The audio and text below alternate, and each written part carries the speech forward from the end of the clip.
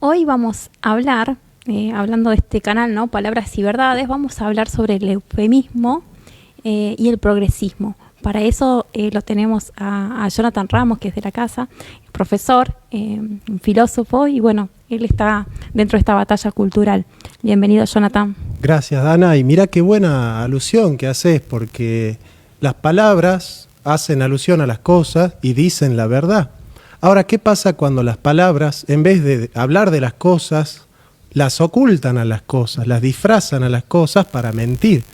Qué buena asociación, ¿no?, con respecto al nombre de nuestro programa. Así es, bueno, vamos a desarrollar el tema, pero primero quiero presentar a Agustín Laje.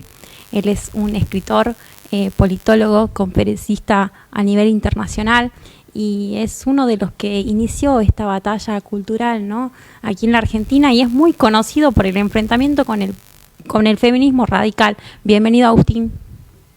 ¿Qué tal? Bueno, es un honor para mí estar en tu espacio, gracias por la invitación, y doble honor sabiendo que allí está mi amigo Jonathan, una persona a la cual yo admiro intelectualmente mucho, así que vamos a divertirnos seguramente con este diálogo. Muchas gracias, Agustín, para mí es siempre muy gratificante dialogar con vos. Y bueno, mira, nuestro programa se llama Palabras y Verdades, Agustín, y esto es muy interesante, haciendo alusión, yo sé que vos sos máster en filosofía y estás haciendo tu doctorado, no sé si recordás un libro de Platón que se llama El Crátilo, donde justamente Crátilo sostiene que las palabras hacen alusión a las cosas. De hecho, la palabra etimología viene de etimos, que significa verdad. O sea, las palabras se remiten a las cosas, y cuando se remiten a las cosas dicen la verdad de las cosas. Hay una adecuación de la proposición con la cosa. Ahora, ¿qué pasa cuando desde una ideología política, que no es lo mismo que una idea, la ideología es una idea distorsionada, una idea que oculta la verdad, la realidad de las cosas, manipula para torcerla la realidad con fines políticos, ¿no? Nos gustaría que nos hables de esto, de qué es una ideología, de cómo se utiliza el lenguaje en la ideología. Mirá, el lenguaje, yo coincido contigo que dice la verdad, que puede decir la verdad, pero también puede decir la mentira. De hecho, cuando uno piensa en la palabra eufemismo y se remite a su etimología, se va a dar con la conjunción de eu, que significa bueno, y feme, que significa hablar, ¿no? Entonces, en principio, uno tendría que eufemismo sería algo así como la corrección en el habla o el buen hablar. Pero en verdad es todo lo contrario. El eufemismo es un disciplinamiento del habla que busca enmascarar algo que no puede ser dicho porque no puede ser, digamos, porque puede ser ofensivo.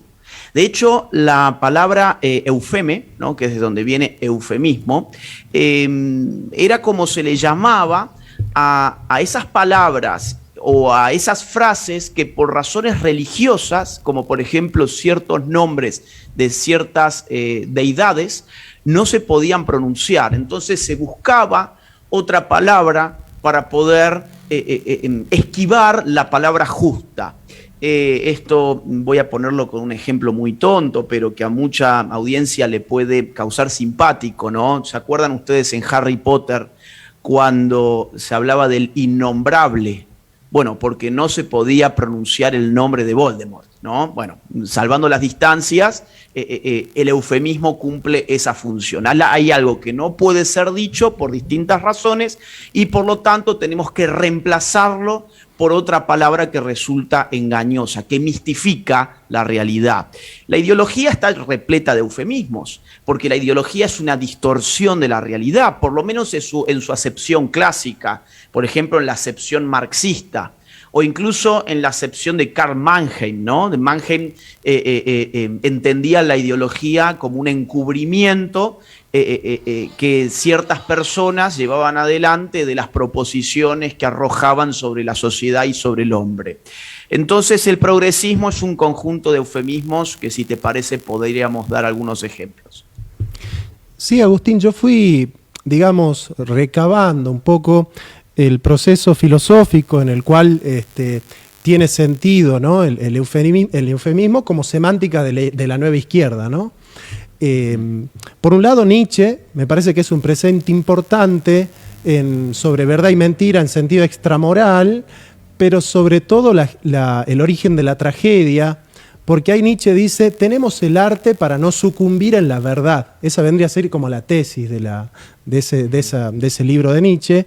Y me parece que es importante porque desde allí se va a concebir a la verdad como trágica, la verdad como despiadada, la verdad como cruda, ¿no? O sea, la realidad es demasiado dura como para que nosotros podamos enfrentarnos con ella. Entonces, de alguna manera, el progresismo ha ido acercándose mucho al arte, Agustín, y alejándose de la ciencia, ¿no? Me parece que frases del Mayo francés como la imaginación al poder. Y bueno, hemos visto en el Congreso muchas veces en el debate del aborto que en vez de llevar biólogos, científicos, llevaban actrices, cantantes, músicos, que nada tenían que ver con respecto a una autoridad epistémica de los temas. Esta cercanía del progresismo con el arte y alejarse de la ciencia, ¿crees vos que está planificado, que es intencional? Mira, yo creo que se agotó un paradigma. Yo sé que vos sos un gran estudioso de Marx y que has publicado recientemente un libro, pero Marx en su vida, digamos, se suele hablar de dos Marx, ¿no? El Marx joven, sí, cuya obra se descubre posteriormente, de hecho la publica la Unión Soviética y la redescubre la Escuela de Frankfurt, por ejemplo.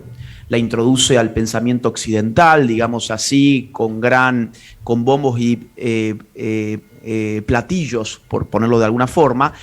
Ese joven Marx que hacía filosofía dura y pura, en contraste con el viejo Marx que hacía economía política.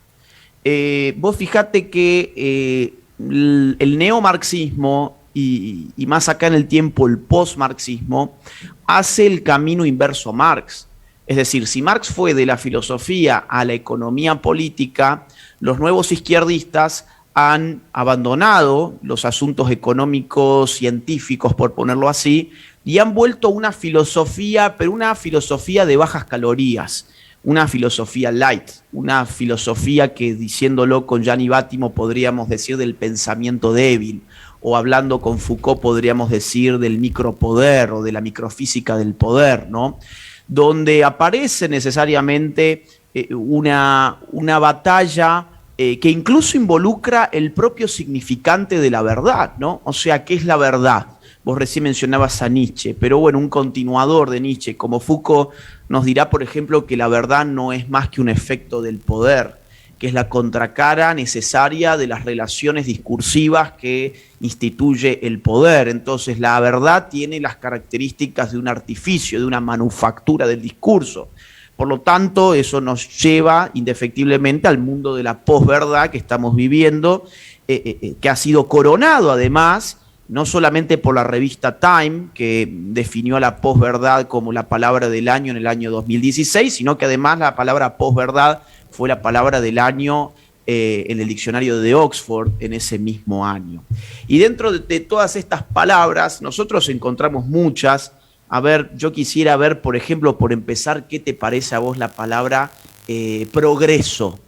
Ya que mencionabas el debate del aborto, en el debate del aborto se discutió aquí como si hubiese dos paradigmas. Uno que planteaba el progreso, que sería el que luchaba por la legalización del aborto, y uno que planteaba el retroceso o el estancamiento. De hecho, a quienes estaban a favor del aborto se les llamaba progresistas, y a quienes estábamos en contra y estamos en contra del aborto nos llamaban medievales, retrógrados, ultraconservadores. Yo creo que esa es una palabra clave de nuestro tiempo y sobre la cual podríamos hacer muchas preguntas. ¿Progreso a dónde? Primero que nada, porque uno puede progresar hacia el abismo, por ejemplo, o uno puede progresar hacia relaciones más justas. El progreso es un avance. Ahora, nadie ha discutido avanzamos a dónde. En segundo lugar, ¿qué tipo de progreso? ¿En qué campo se desempeña el progreso del cual estamos discutiendo? ¿Estamos hablando de un progreso político, de un progreso moral, de un progreso estético, de un progreso tecnológico? Porque muchas veces estos progresos pueden estar en contraposición a otros tipos de progresos. Voy a poner por caso La bomba atómica fue un progreso tecnológico bélico, sin lugar a dudas, en términos de ¿qué? De eficiencia de destrucción humana, pero planteó una problemática moral y política que nadie podría calificar hoy como un progreso de la civilización, haber reventado poblaciones humanas lanzando bombas atómicas. Entonces, la cuestión del progreso lamentablemente no ha sido discutida y se ha convertido en un eufemismo porque le permite al progresismo embanderarse con algo que a mi juicio no le corresponde. Agustín, cuando se habla de aborto, ¿no? Nosotros hablamos con la realidad, ¿no? Diciendo es un aborto, es la muerte de un inocente, y sin embargo el progresismo utiliza, en vez de aborto, interrupción legal del embarazo, ¿no? Que va más allá del eufemismo para mí, porque es una mentira, ¿no? Como bien dicen muchos, una interrupción, digamos, es porque vuelve a continuar.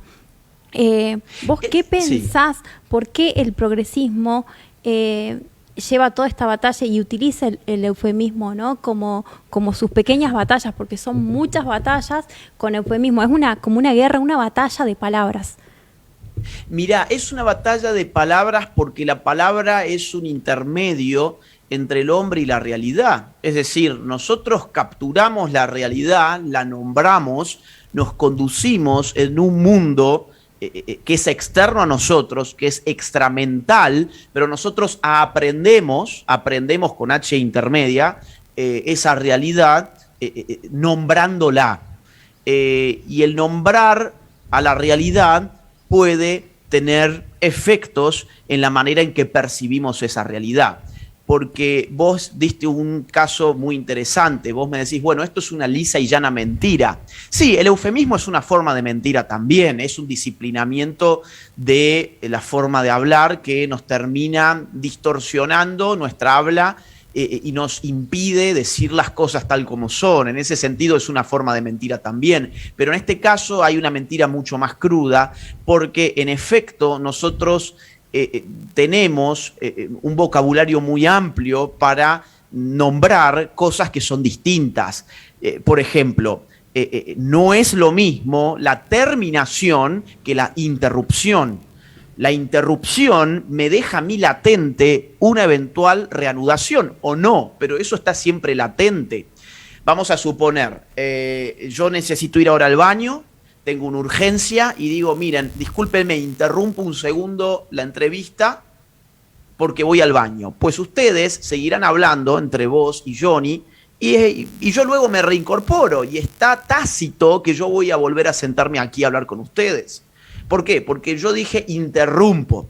En cambio, si yo hubiese dicho, termino esta entrevista porque voy al baño, bueno, ustedes no me van a esperar, ustedes van a seguir haciendo lo que ustedes tienen que hacer, que es seguir con su programa adelante. O supongamos, se me cortó la luz, bueno, mi participación se terminó, a menos que la interrupción de la luz haya sido muy fugaz y vuelva a la luz y yo me pueda volver a conectar. Cuando nos hablan de interrumpir el embarazo, hay un eufemismo en dos sentidos. En un sentido en que esa reanudación latente no existe porque después de la muerte la vida no se reanuda y el aborto implica una muerte.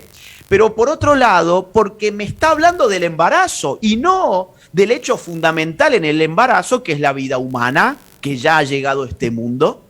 Entonces, cuando me dicen interrumpir el embarazo, es un eufemismo que oculta lo que es la terminación violenta de una vida.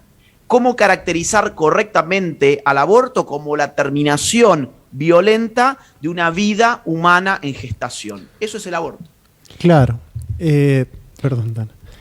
Bueno, yo lo que quería aclarar, ¿no?, en todo esto, ¿no?, porque muchas veces se utilizan estos eufemismos, estas palabras, digamos, para maquillar la realidad, para adornarla en cierto sentido, pero a través de los años o del tiempo, esta palabra que se la utiliza va siendo otra vez ensuciada, ¿no?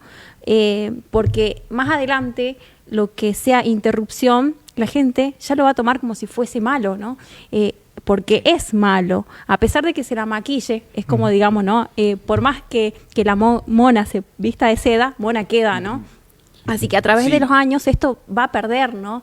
Esta máscara que tiene, ¿no? Esta enmascaración, digamos, para ver lo bueno, para ver lo bonito, ¿no? Eso quería aclarar, ¿no? El progresismo trabaja por contaminación, ¿no? Independientemente de que ellos se apropian de palabras que no nacieron en el seno del progresismo. Agustín, por ejemplo, la palabra justicia social es una palabra que se utilizó en el aristotélico tomismo, en toda la Edad Media, en la Edad Moderna. Francisco de Vitoria, el padre de los derechos humanos que no nacen en la Revolución Francesa, me canso de repetir, cuando dicen, no, los derechos humanos nacen en la Revolución Francesa. Bueno, el que te dice eso ya está inventando el puente para el progresismo, ¿no? Pero justamente se apropian de palabras como, por ejemplo, justicia social, y hoy la gente de bien, digamos, escucha la palabra justicia social y la asocia con la izquierda, la asocia con el progresismo, ¿no? Es como dice Dana, trabajan por contaminación. Es cierto, y además ha habido una desmesura en el uso de lo social, de la palabra social. Ya un filósofo de la escuela austríaca, que fue Hayek, escribió en su último libro, La fatal arrogancia, poquito antes de morir, un capítulo muy interesante donde él hace todo un listado de a cuántas palabras le han agregado el adjetivo social para poder bendecir. Políticas sociales, iniciativas sociales, trabajo social. Bueno, hay una infinidad de palabras a las cuales se les ha agregado sin saber muy bien qué se quiere decir. Y lo que pasa cuando uno amplía, digamos, el sentido de un significante es que lo licúa. Te voy a poner un ejemplo con el concepto matrimonio, ¿no? Cómo se puede ir licuando el sentido, el significado de un significante. Si uno busca en internet, y los invito a que lo hagan, ustedes van a encontrar casamientos y matrimonios de todo tipo. Busquen, se casó con un delfín, van a buscar la persona que se casó con un delfín. Se casó con una estación de tren, van a buscar la persona que se casó con una estación de tren y lo van a encontrar. Se casó con su computadora, se casó con una muñeca inflable, se casó con un árbol, se casó con un perro, se casó con un holograma, se casó consigo misma, se casó con un familiar, se casó con su padre. Lo van a encontrar porque son todos casos reales que yo los conozco, por eso se los estoy comentando. Claro, nos han metido en la cabeza que familia es una gelatina, es un concepto líquido que puede significar cualquier cosa, y que matrimonio es un concepto líquido también que puede significar cualquier cosa. Esto es una estrategia deconstructiva, porque imagínense ustedes, vamos a ponerlo con un ejemplo para que esto se entienda. Esto es un celular, ¿sí? Esto es un celular.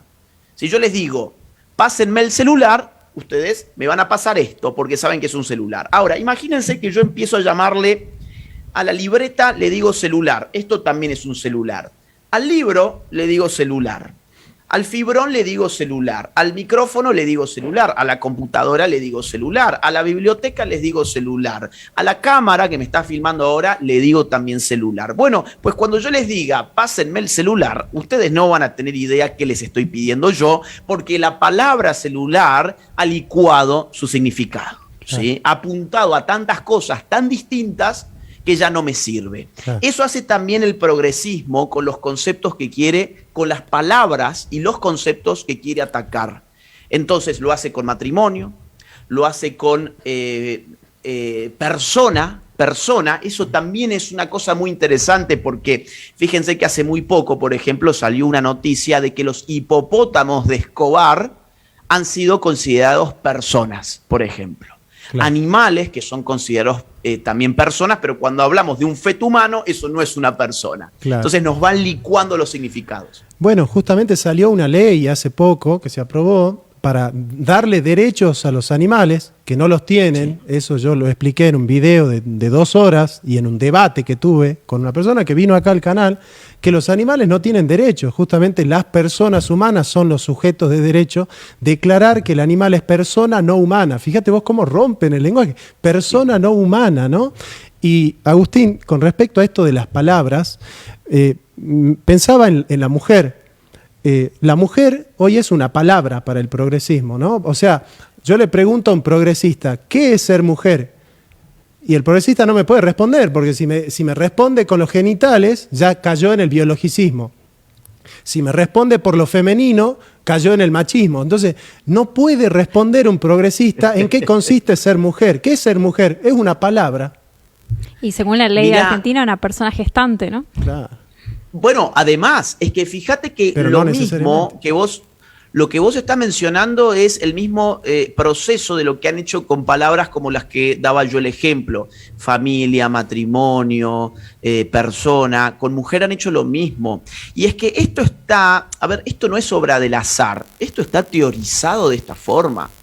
Te voy a poner un ejemplo, dos ejemplos. Monique Wittig, que es una feminista de los años 80, la madre de lo que hoy se llama teoría queer, una filósofa feminista de los 80 francesa. Monique Wittig dice textualmente, hay que esforzarnos por destruir el hecho artificial que llamamos mujeres, con el cual los hombres dominan a las mujeres. Una cita textual de su ensayo sobre la heterosexualidad obligatoria. Quien toma el pensamiento de Monique Wittig en los 90 va a ser Judith Butler, la californiana, que es, a mi juicio, la filósofa más brillante de los ideólogos de género. Y en El género en disputa, es un libro de 1990, Judith Butler plantea la estrategia de la multiplicación paródica. Ella llama a multiplicar paródicamente los géneros para acabar con lo que ella llama la identidad de género naturalizada o esencialista. ¿Qué sería la identidad de género naturalizada o esencialista? La correspondencia entre mi identidad y mi biología.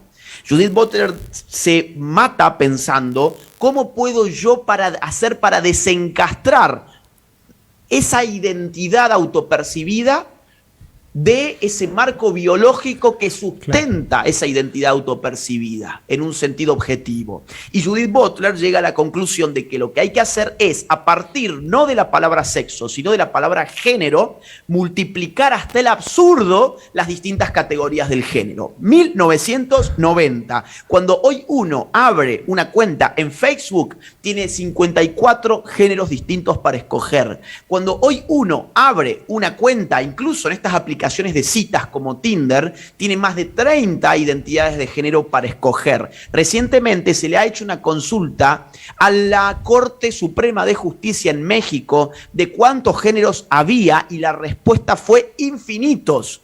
En efecto, al multiplicar paródicamente los géneros que por definición son autopercibidos o constructos culturales, yo desquicio esa relación uniforme, lineal y necesaria entre la identidad autopercibida y la realidad biológica, fisiológica, objetiva.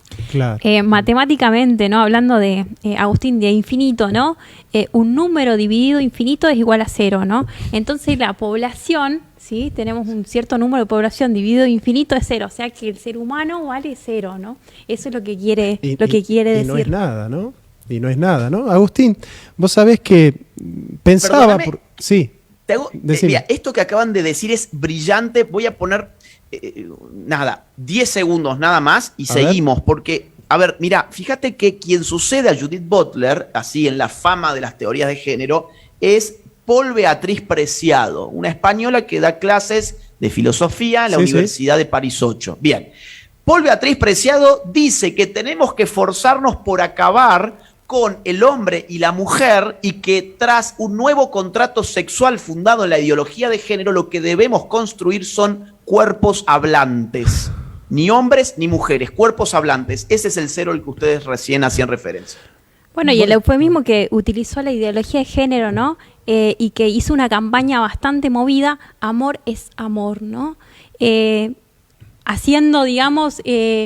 que, por ejemplo, un niño con una señora grande, amor es amor, ¿no? Por más de que la edad que tenga, y disfrazando ahí, ¿no?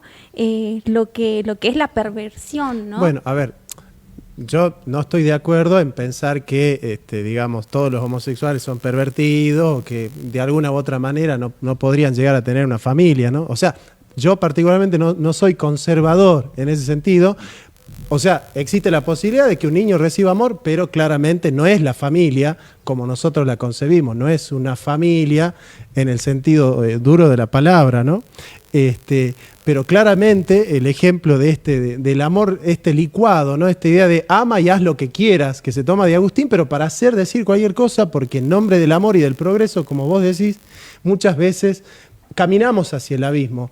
Pero con respecto a la autopercepción, que es en algún sentido como el emblema de la ideología de género, el derecho a la autopercepción, el otro día con un filósofo acá en el programa nos dábamos cuenta, escúchame, pero no es que yo te estoy quitando a vos el derecho a que vos te percibas como vos quieras. Entonces es un eufemismo hablar de autopercepción, porque el problema no es tu percepción de quién sos vos, el problema es que no me obligues a mí a percibirte como vos te estás percibiendo. Entonces nosotros hablamos de alterpercepción, el problema es la percepción del otro con respecto a mi percepción. Entonces, ¿no es un eufemismo hablar ya de autopercepción?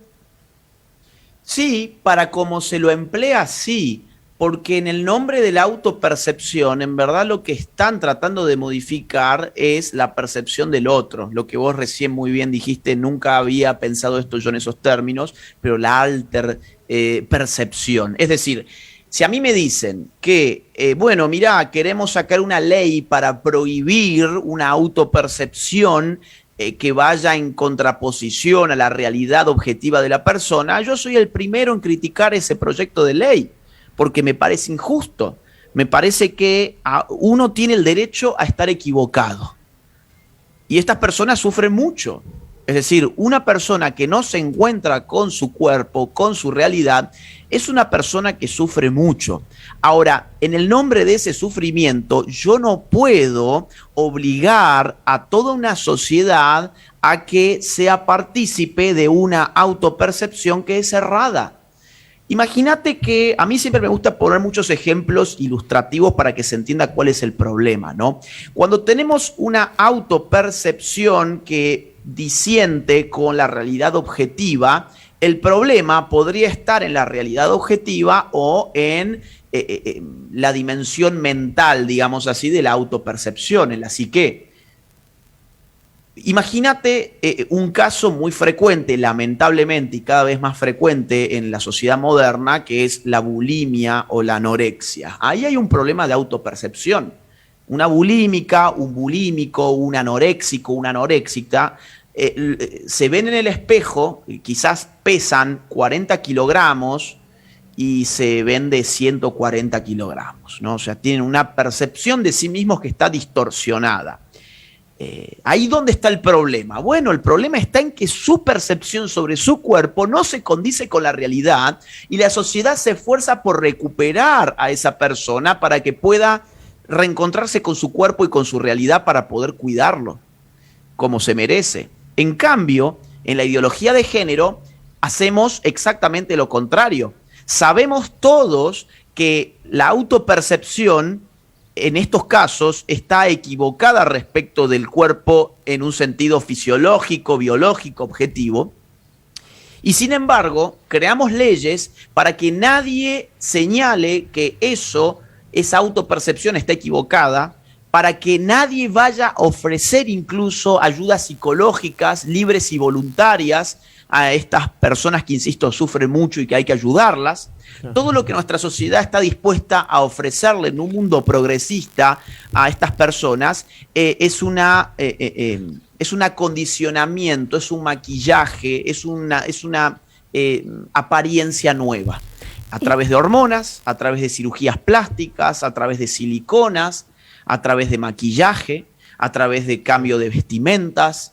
Y eso es aparente. Es decir, esas personas no terminan reencontrándose nunca con su identidad. Siempre están en un problema vital con su propio yo, pero porque no se los ha ayudado realmente. Se les ha vendido mercancías y nada más que eso en el nombre del progreso y la igualdad. Entonces, evidentemente, claro, yo coincido con vos, Johnny, que esto es un eufemismo también. Claro, el rey está desnudo, ¿no, Agustín? Sí, y nadie lo puede decir. Yo complementando lo que decías, Agustín, hablaba sobre los buscadores, ¿no? Si uno quiere buscar matrimonio, todo lo que se encuentra, ¿no? Yo creo que el que más utiliza, aparte del progresismo, ¿no? Los eufemismos, es el diccionario. Y más el diccionario digital, ¿no? Porque uno busca interrupción y te sale, como ejemplo, interrupción legal del embarazo. Así que bueno, quería complementar lo que decías, Agustín, sí. que antes del progresismo está el diccionario, ¿no? Sí, y que hay que aclararle a la gente algo que es importante. El diccionario no crea palabras. El diccionario toma nota del uso histórico, contemporáneo, actual, digamos, mejor dicho, del uso actual de ciertas palabras. Pero las palabras son objetos históricos, sus sentidos van cambiando. Bizarro, por ejemplo, es una palabra que nosotros hoy la usamos habitualmente en una acepción que no era la que se utilizaba habitualmente en otra época. Hoy nosotros la connotamos tal como lo hacen en el mundo anglosajón, por ejemplo, y bizarro en español significaba otra cosa. Ahora, yo me quedé pensando en lo que vos decías del amor, y acá, Johnny, yo creo que vos tenés como filósofo un rol fundamental, porque nosotros tenemos un problema que es la palabra amor en el español que nosotros hablamos, es un significante para muchos significados. Le decimos te amo a nuestros padres, te amo a nuestros amigos, te amo a nuestra pareja, ¿sí? Cuando en verdad, hasta donde yo entiendo, y Johnny acá es el filósofo, no yo, él nos puede hablar mucho mejor que yo de esto, yo entiendo que en el antiguo griego había por lo menos 4 sentidos de amor, 4 palabras distintas para hablar del amor, ¿no? El amor hacia los padres, el amor hacia los amigos, el amor hacia la pareja, se usaban distintas palabras. Entonces, cuando recién Dana dijo que había un problema en esto de el amor es el amor, yo creo que el problema es la circularidad, porque a mí no me dice nada, no. El amor es el amor, ¿no? Bueno, sí, pero explícame a qué amor te estás refiriendo, porque si estamos hablando de amor en clave sexual, pues no todo amor es legítimo. No es legítimo un amor sexual entre hermanos, o entre padres e hijos, claro. O entre un maestro y su alumno, o entre un vecino y la niña que vive al lado de su casa, por ejemplo. Claro. Yo quería también decir algo, aportar algo a lo que ustedes estaban hablando, ¿no? Con respecto a la bulimia, a la anorexia, a todas aquellas mujeres o hombres, ¿no? Que se hacen muchas cirugías para aparentar querer ser lo que no pudieron ser con la naturaleza, ¿no? Que para mí este eufemismo, como lo dije en un principio, dura poco tiempo, ¿no? Porque lo podrido huele a podrido siempre, ¿no? Y, por ejemplo, ¿no? Una mujer, un hombre que tiene un hijo y sale con una nariz que la que tenía antes, o con un color, por ejemplo, hablando de Michael Jackson, que se cambió de color y va a tener un hijo de color negro. El eufemismo dura un tiempo, acotado, digo. Bueno, Santo Tomás dice una frase, Dana, Agustín, contra facta non fit argumentum, ¿no? Contra los hechos no hay argumento, y creo que te escuché decir varias veces, la realidad siempre se va a terminar imponiendo, ¿no? Frente a la ideología. Sí, y hay un filósofo contemporáneo, está muy de moda, que me acabas de hacer acordar, que es Byung-Chul Han, que habla de la desfactización del mundo. Y fíjate que estamos todos desfactizados en cierta forma. El clímax de la desfactización es el metaverso, en el cual nos prometen sumergirnos tal como nosotros quisiéramos ser al margen de los hechos. Y en un sentido, digamos, totalmente actual y tangible, fíjate lo que han generado los filtros en la población joven, por ejemplo, de Estados Unidos, donde ya se está hablando de la dismorfia Snapchat, porque viste los filtros de Instagram, de Snapchat, de TikTok, que embellecen tu rostro, y como Dana decía recién, bueno, si tu nariz no te gusta, te la operás, si tu boca no te gusta, te la operás, si tus ojos no te gustan, te pones lentes de contacto, si el color de tu pelo no te gusta, te lo teñís. Bueno, pero también hay una nueva realidad que es la digital, donde todo eso lo hace la inteligencia artificial tocando un botón en la pantalla, pero eso está teniendo tal impacto sobre la realidad de cientos de miles de jóvenes en los Estados Unidos que ya están corriendo al cirujano a mostrarles sus fotos de filtros para decirles: yo quiero ser esto, no quiero ser esto, no quiero ser mi realidad, yo quiero ser lo que a mí me dice Instagram que yo soy en mis filtros. Hay otra palabra que me interesa ver si les parece que la discutamos un poco, que es la de inclusión, ¿no? Claro. Porque esto, fíjate, no se ha discutido nunca. ¿Qué piensan ustedes de esta palabra? ¿Qué tipo de preguntas podemos hacernos? Mira, Agustín, vos sabés, yo soy peronista.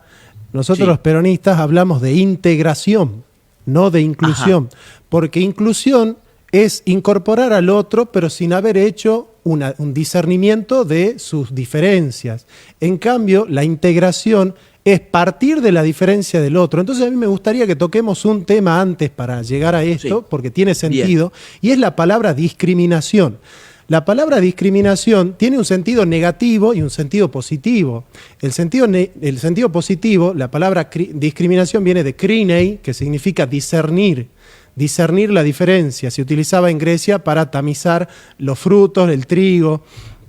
Entonces, cuando yo discrimino es cuando yo capto la diferencia. Sí. Por ejemplo, ¿qué es? Por ejemplo, la equidad.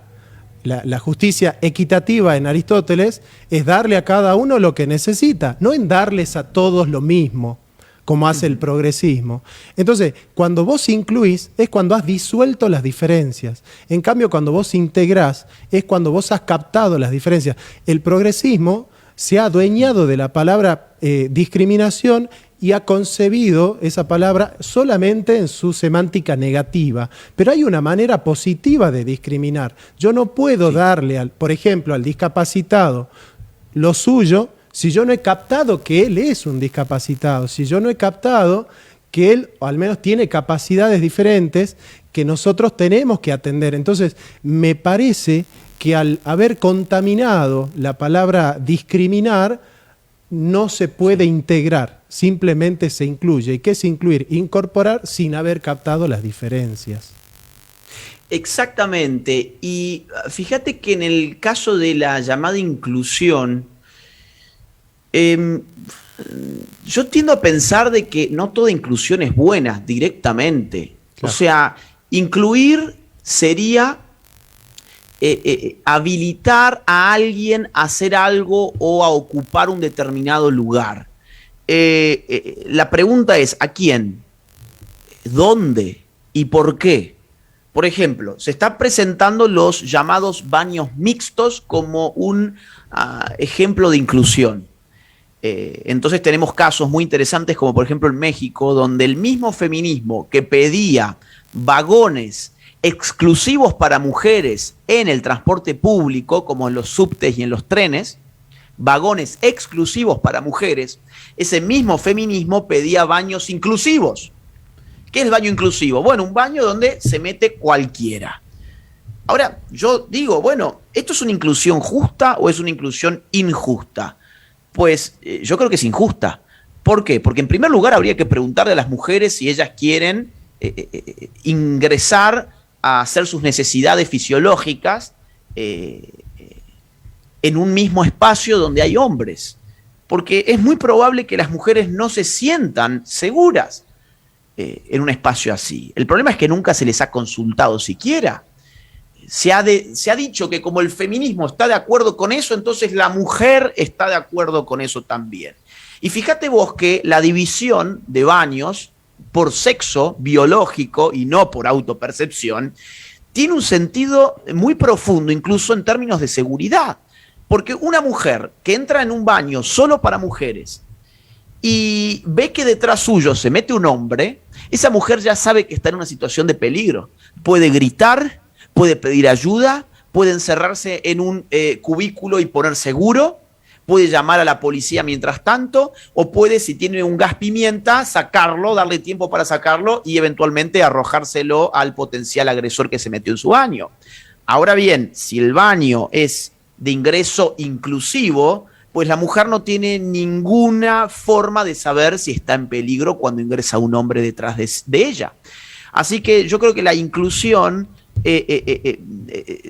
suele ser un eufemismo también, ¿no? Sí. Que nos impide preguntarnos por ese quién, por qué y a dónde lo vamos a incluir. Bueno, mira, para te mí... pongo Sí. un caso más, perdón, pues esto es súper reciente, tiene 3 días, Tengo nada más, 3, 4 días. Chicos, ¿Perdón? tengo mensajitos. Por acá dice Ok. José Matías, hay que darse cuenta que la palabra se perdió desde la caída del ser humano. Patricia Pema, un gran abrazo a la familia del 7 que fue y es el único medio comprometido con una dura realidad. La pandemia es más alto nivel.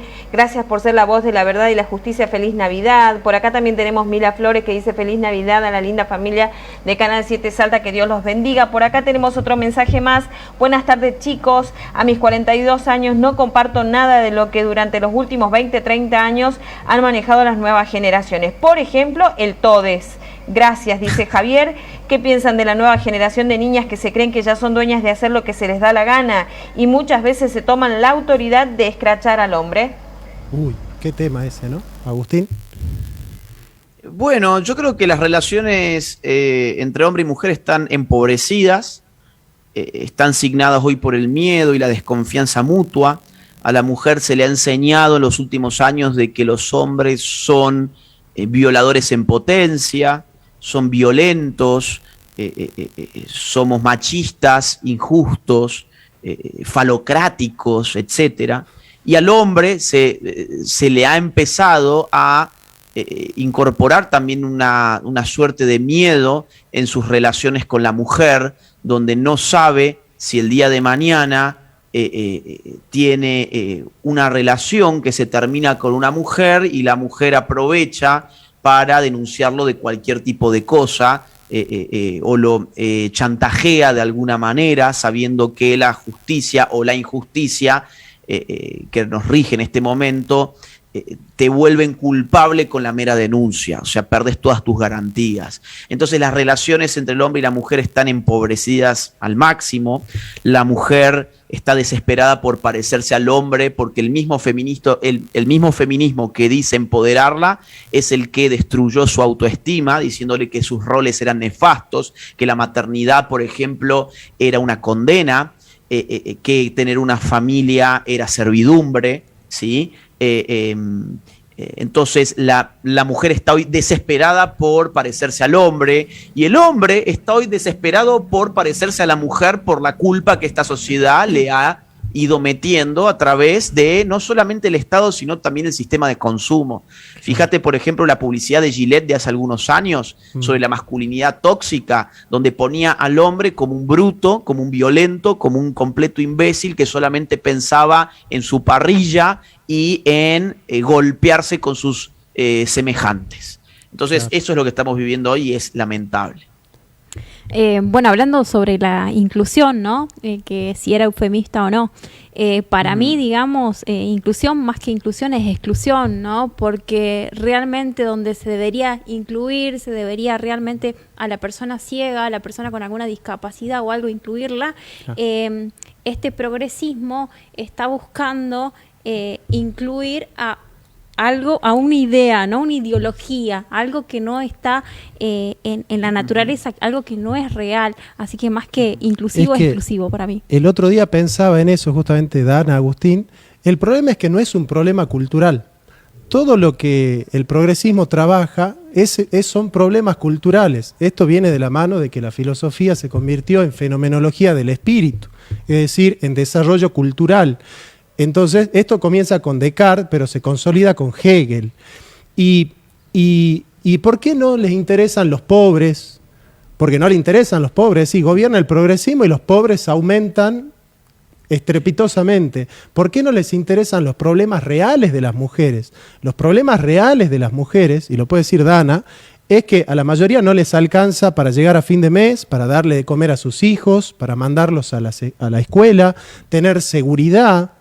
Es decir, esos son los problemas reales. El problema es que no es un problema cultural. Al progresismo lo único que le interesa resolver, entre comillas, son los problemas culturales. Sí, sí, y que muchas veces ellos mismos los crean, claro, para después tener que resolverlos, porque en su resolución amplifican su poder. De hecho, actualmente se está fogoneando un nuevo problema cultural que es el del peso, por ejemplo, ¿no? Entonces, los gordos versus los flacos. En cualquier momento terminamos con un ministerio de la gordura, ¿viste? O con políticas inclusivas de la gordura. De hecho, algo de eso ya existe en el mundo de la moda, donde, bueno, se ha dado una especie de lucha interna allí. Mira, hay una palabra, Dana, Johnny, que me interesaría saber también qué piensan ustedes, porque está muy en boga entre los jóvenes sobre todo, que es la palabra empatía. A mí me hace acordar en principio a Adam Smith, ¿no? Es una pieza fundamental de su filosofía moral. Pero como se está utilizando hoy, la empatía, ¿qué sería? Es la capacidad, incluso que ha sido estudiada por las neurociencias, sí, a un nivel biológico, ¿no? Fisiológico, del hombre, de ponerse en el lugar del otro, de ver a un semejante sufrir y experimentar sufrimiento también. Ahora, hoy como se utiliza la empatía, yo creo que adormece la crítica, porque cualquiera que haga una crítica social o a una ideología, lo primero que se le acusa es de no tener empatía. ¿Cómo lo ven ustedes? Lo que sucede con la empatía es que necesitas vos tener un trasfondo sustancial. Es decir, yo puedo ponerme en el lugar del otro porque yo tengo mi lugar. Yo puedo ocupar la identidad, momentáneamente la identidad del otro, porque yo tengo mi identidad. Cuando se ha disuelto la sustancialidad de la persona, y como dice Marx, todo lo sólido queda disuelto en el aire, ¿no es cierto? Dado al discurso, porque en definitiva las identidades no son más que palabras, que discursos, porque no se puede entender la nueva izquierda sin el giro lingüístico, que invierte la fórmula. Ya no son las palabras las que deben hablar de las cosas, sino que las cosas deben reflejar lo que nosotros decimos de ellas, digamos, ¿no? Entonces, al progresismo ya no le interesa solucionar el problema de la pobreza. Le interesa hegemonizar el relato sobre los pobres. Ya no le interesa resolver el problema de las mujeres. Le interesa hegemonizar el relato sobre la mujer. Ellos lo único quieren solucionar la vida hablando, dando discursos, ¿no? Y yo creo que la empatía no existe cuando yo no tengo mi lugar. O sea, yo puedo ponerme en el lugar de una mujer cuando yo sé que no soy una mujer.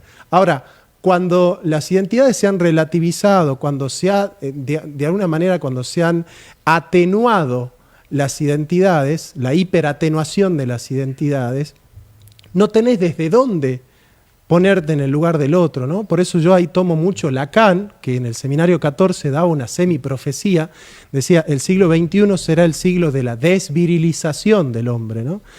Y tiene que ver con esto, ¿no? Obligar a niños de las escuelas primarias a vestirse de mujercitas, porque si no ellos no van a poder sentir lo que es ser mujer por un día, y obligarlos a orinar de sentaditos, me parece que tiene que ver con esta distorsión, porque él puede ponerse en el lugar de la mujer, pero no es una mujer y no tiene por qué serlo para poder ser respetuoso con ella. Es decir, la mayoría de los varones somos respetuosos con las mujeres y no necesitamos vestirnos de mujer.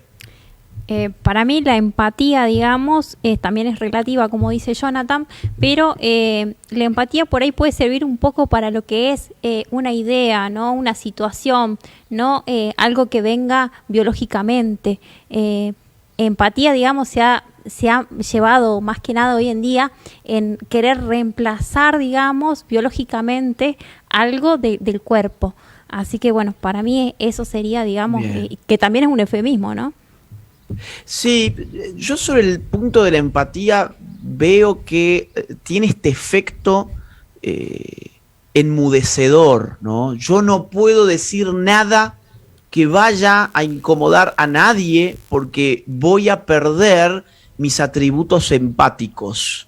Y hoy en la juventud está tomado como máxima virtud la de la empatía, ¿no? O sea, ¿qué es lo que todos queremos ser? Empáticos. Está muy bien. Ahora, digamos, cuando en el nombre de la empatía yo no puedo decir absolutamente nada que incomode a nadie, pues yo estoy privándome de lo más preciado de mí, que es mi capacidad crítica. Y los jóvenes, que en algún momento eran más críticos que los adultos, y que querían ejercer la crítica y que todo eso se traslucía en la rebeldía que suponemos a veces connatural a la adolescencia, por ejemplo, hoy han abandonado toda esa potencia disruptiva, y hoy todo pasa por si sos o no sos empático, y la empatía al final del día es un sentimiento, y el ser humano siente, pero también razona. Y hoy los chicos, y los no tan chicos también, cada vez que quieren expresar algo, solamente atinan a decir yo siento que. Fíjate vos que ya nadie dice yo pienso esto. Así es. Ahora es yo siento esto, lo cual te rebaja casi a un estadio animal, porque el animal también siente. Claro. Ahora, el hombre razona. Claro, ¿no? Deconstruirlo al hombre, ¿no? Tal cual, tal cual. Agustín, ¿por qué crees que el progresismo ha utilizado a la izquierda o para utilizar todo esto de eufemismo? ¿Cómo ves, digamos, por qué la izquierda hoy está ganando en todos los países, ¿no? Johnny recién dijo algo que fue brillante y que me dejó pensando y que tiene que ver con lo que vos estás planteando, Dana, ¿no? La pregunta en el fondo de lo que estamos hablando es ¿para qué sirve el lenguaje? ¿Qué hacemos con el lenguaje? Hay un lingüista muy célebre que fue Austin, que decía, bueno, tenía una serie de conferencias que después salieron en un libro que se tituló Cómo hacer cosas con palabras, ¿no? Y él decía algo que es cierto, que es que, bueno, con las palabras no solamente describimos el mundo, hay ciertas palabras con las cuales generamos nosotros efectos sobre el mundo. Por ejemplo, cuando uno se va a casar y dice, sí, acepto, en ese marco ritual, uno con esa palabra sella un compromiso. Yo con mi palabra sellé un compromiso. O por ejemplo, no sé, una orden militar. Uno es capaz de dirigir a un ejército, a una tropa, con una orden, al grito de algún comando militar, ¿no? Entonces, ciertamente hacemos cosas con palabras y también describimos al mundo con las palabras.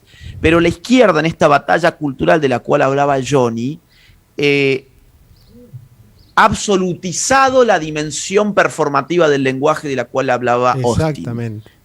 La ha absolutizado, ha abandonado la condición descriptiva de las palabras y la ha reemplazado por completo por esta ideología de que el mundo se construye con palabras, que todo se construye con palabras. Entonces yo convierto a un hombre en una mujer cambiándole el pronombre. Yo convierto a un hombre en una mujer cambiándole el nombre en su DNI.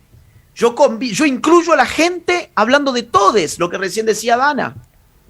Entonces, ¿por qué ha avanzado tanto esta ideología? En el fondo, porque es fácil. La vieja izquierda planteaba algo muy difícil, que era cambiar las relaciones de producción a través de las crisis cíclicas del sistema capitalista, inyectando además conciencia de clase en el proletariado.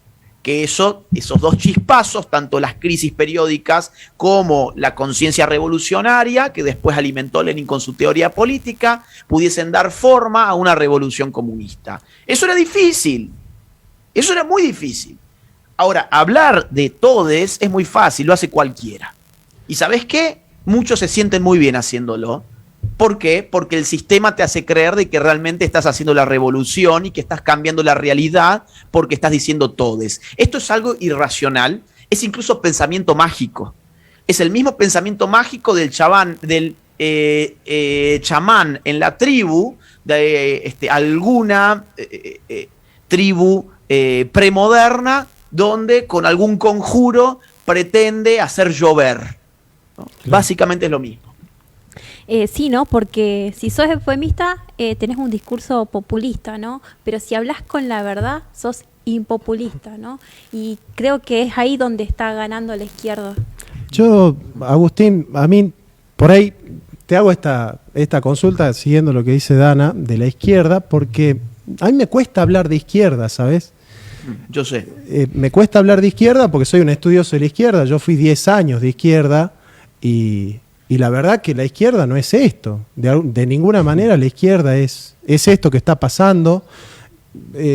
quizás por la dialéctica puede ser de izquierda, pero los contenidos no tienen nada que ver, porque no hablan de justicia social, realmente lo que es la justicia social, no buscan realmente destruir el sistema económico vigente, no buscan cambiar las relaciones sociales, las relaciones jerárquicas de la sociedad son, yo diría, viste que Milei siempre dice no existe el neoliberalismo, yo le llamo a estos neoliberales, es decir, son los verdaderos neoliberales porque son financiados por los metacapitalistas, como dice Olavo de Carvalho, para, ¿no es cierto?, dejar disponible todas las identidades sociales al mercado. Quieren ampliar el mercado, ¿no? Sin duda, y lo han ampliado. Son los mismos que están a favor de una mercantilización total de las relaciones humanas, que lo disfrazan con todos estos eufemismos que estamos hablando, pero son totalmente funcionales a los metacapitalistas y por eso reciben sus dineros, si no, no los recibirían. Claro. O vamos a pensar que son todos tontos, los Rockefeller, los Ford, los Bill Gates, los George Soros. No, no son tontos, saben dónde invierten. E invierten ahí. Ahora, mira, hay un filósofo que vos lo conocés bastante bien, Johnny, que es Gustavo Bueno. Sí. Tiene un libro muy bueno, valga la redundancia, que se llama El mito de la izquierda. Sí. Es un libro que a mí me ha servido mucho porque yo antes concebía el problema de la izquierda y la derecha en términos de la teoría de Norberto Bobbio, que escribió en un libro que se llama Derecha e Izquierda. Ahora, sí. Exactamente. Bobbio, ¿qué dice en ese libro? Dice básicamente lo que define la frontera que separa la izquierda y la derecha es la cuestión de la igualdad. De la igualdad, claro. Exacto, exacto. Quienes están a favor de la igualdad suelen ser de izquierdas, quienes frenan los procesos igualitarios van por derecha. Bueno, yo encuentro que esto puede ser interesante, pero después, digamos, siguiendo un poco más allá con Gustavo Bueno dice, no, lo que es propio de la izquierda que nace con la Revolución Francesa es el particular proceso de análisis y síntesis que lleva adelante el sector de izquierdas. ¿Qué vendría a ser esto? La voluntad de descomponer el tejido social y las tradiciones y las jerarquías y los órdenes espontáneos que se han ido formando históricamente para finalmente en un segundo momento, el momento de síntesis, reorganizar algo de acuerdo a un proyecto premeditado. Él encuentra esto, por ejemplo, en la Revolución Francesa. El proyecto de síntesis se hace a partir del concepto nación, pero previamente hubo que descomponer el orden tradicional heredado del antiguo régimen. Ahora, yo veo que si nosotros aceptamos que la izquierda es esto, es la voluntad de reducir a la nada la cultura, la política, la antropología, hacer añicos lo que somos para después pasar a hacer otra cosa, yo entiendo que lo que hoy estamos viviendo es una izquierda liberal que se desempeña en el campo cultural. Entonces, el marxismo de la vieja escuela ciertamente no tiene nada que ver con esto. Aquellos que reivindicaban la igualdad en términos socioeconómicos y que levantaban las banderas de la justicia social, no tienen nada que ver con esto tampoco, que son derechos generalmente para clases medias altas. El derecho de la pareja homosexual a adoptar su hijo. Bueno, esto está totalmente desconectado con las necesidades de esas clases, claro, a las cuales alguna vez la izquierda sí que apeló. Agustín, perdón. ¿Acaso, sí, mirá lo que te voy a decir, ¿no? ¿Acaso hablar de izquierda, la izquierda, que se llama, este neoliberalismo, que se llama izquierda, es un eufemismo? Es decir, es un eufemismo que estos financiados por los metacapitalistas, estos ultrafinanciados por las clínicas abortistas, se llamen a sí mismos izquierda, es un eufemismo, porque es decir, nosotros somos financiados, y Agustín, yo estuve adentro de Católicas por el Derecho a Decidir en la organización y te puedo asegurar que no pasan la gorra, la gorra, ¿no? O sea, con eso ya te estoy diciendo todo, ¿no? No pasan la gorra.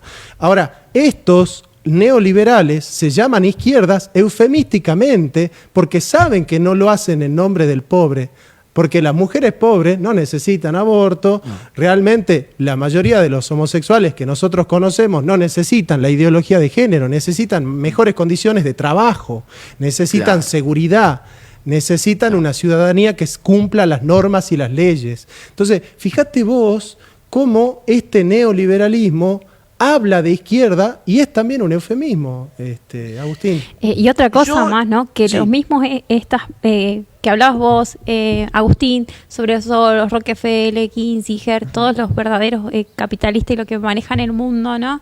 Ellos mismos, digamos, son eufemistas cuando quieren hablar de pobres y de ricos.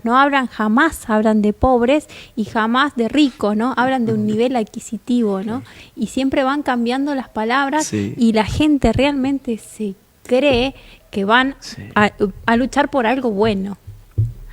Mirá, ¿por qué vos te pensás que en Netflix y en Hollywood uno tiene todas las inclusiones habidas y por haber, tiene todos los problemas identitarios contemporáneos habidos y por haber? Tenés la lesbiana, tenés el gay, tenés el transexual, tenés el negro, el asiático, el blanco, el rojo, el azul, ¿no? El violeta, tenés todo.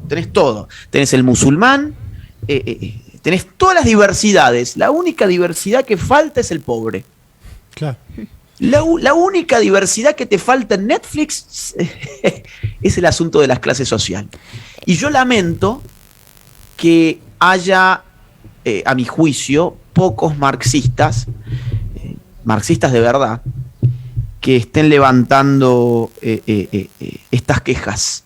Yo no soy marxista en absoluto, y a veces me siento levantando más estas quejas que ellos.